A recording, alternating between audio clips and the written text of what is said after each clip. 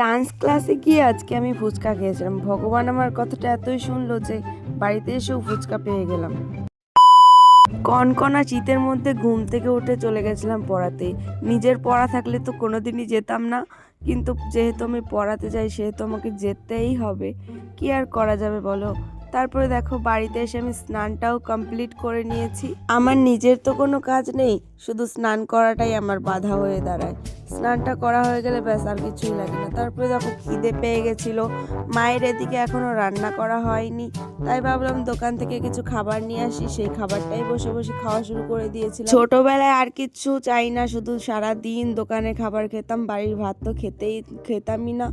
আর এখন তো বেশি একটা দোকানের খাবার খাওয়া হয় না, কিন্তু দোকানের খাবারগুলো কিন্তু এখনো আমার বেশ ভালোই লাগে। ছোটবেলায় মনে আছে এই ক্রিম বিস্কুটগুলো থেকে শুধুমাত্র ক্রিমগুলো খেয়ে নিতাম আর বিস্কিটগুলো খেতাম না। সেই বিস্কিটগুলো আমি আমার দিদিকে দিয়ে দিতাম। মাঝে মধ্যে ছোটবেলাকার কথা মনে পড়ে যায়। আমি এখনো বাচ্চাই, কিন্তু আগেকার কথা কিন্তু খুব মনে পড়ে। তো কি আর করা যাবে, তো আমি একটুখানি খেয়ে দিয়ে চলে গেছিলাম অনন্যাদের বাড়িতে। আর অনন্যাদের বাড়ির সামনে একটা কি সুন্দর মাঠ আছে, সবাই দেখছি সকালবেলা ওখানে খেলাধুলা করছিল। আর সবাই আমাকে বলছিল এ মা তো স্নান হয়ে গেছে তো সকালে।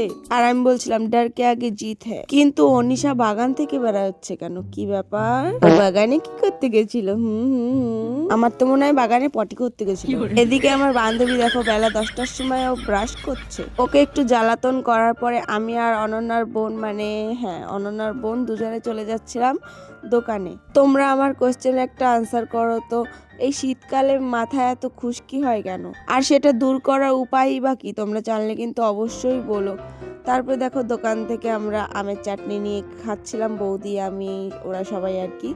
ওখানে দাঁড়িয়ে কিছুক্ষণ গল্প করার পরে মনে পড়লো আমাদের তো আজকে ডান্স ক্লাস আছে, তার জন্য দৌড়ে দৌড়ে বাড়ি চলে গেলাম। বাড়ি থেকে রেডি হয়ে আমি আর অনিশা ডান্সের ক্লাসের জন্য বেরিয়ে পড়লাম।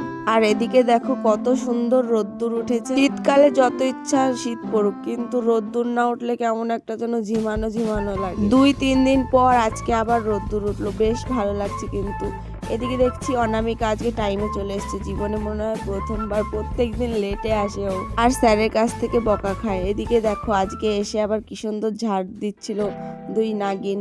আমি ওদের ভিডিও করছিলাম দেখে স্যারের কাছে চুগলি করলো, আর আমার হাতে ঝাঁটাটা চলে আসলো। তুই এবার ঝাড় দিবি, তোর ভিডিও করবো আমরা। আমি বললাম ঠিক আছে, আমিও তাই চাই, আমার ভিডিও করা হোক। তারপরে আবার কি মজ মাস্তির মাঝখানে ক্লাস করা শুরু হয়ে গেল। A few moments later. Class চলাকালীন তো ভিডিও করা একদম বারণ, তাই এখন ছুটির সময় জল খেতে খেতে ভিডিও করছি। আর কি করব বলো, আর এটা আমি এর আগের দিন ক্লাসেই রেখে চলে গেছিলাম, আজকে আবার এসে পেয়ে গেলাম, থ্যাংক গড। তারপরে আর কি বাইরে চলে আসলাম আমরা সবাই মিলে। আমি অনিশাকে বললাম আমার আজকে খুব ফুচকা খেতে ইচ্ছা করছে, আমার থেকে অনিশার আবার বেশি খেতে ইচ্ছা করছে, তাই আমরা চলে গেছিলাম ফুচকার দোকানে ফুচকা খাওয়ার জন্য। আর কাকু আমাদের হাতে বাটি ধরিয়ে দিয়ে কতক্ষণ দাঁড় করিয়ে রেখেছে, তারপরে আর কি ফুচকা দেওয়া স্টার্ট করলো। এই দোকানে ফুচকাগুলো একদম পাতলা পাতলা আর হচ্ছে লম্বা লম্বা, খেতে কিন্তু খুবই টেস্টি লাগছিল। বাড়িতে এসে একটু মানে ফ্রেশ হওয়ার পরে ভাবলাম যে অনিশাকে একটু জ্বালাতে যাব, আবার চলে গেলাম ওদের বাড়িতে। আর ওদের বাড়িতে গিয়ে দেখছি আমার বান্ধবীর হাজবেন্ড ওর জন্য, মানে সবার জন্যই আর কি ফুচকা এনেছে। আমরা যেই দোকান থেকে খেয়েছিলাম সেই দোকানেই। আমার খেতেও ইচ্ছা করছিল, আবার আজকে ডাবল ডাবল পেয়ে গেছি।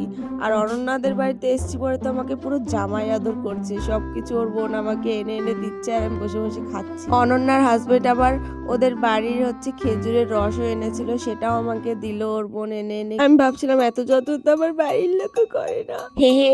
তো যাই হোক আজকের ভিডিওটা এই পর্যন্তই বন্ধুরা, দেখা হচ্ছে অন্য কোনো একটা ভিডিওতে। টাটা।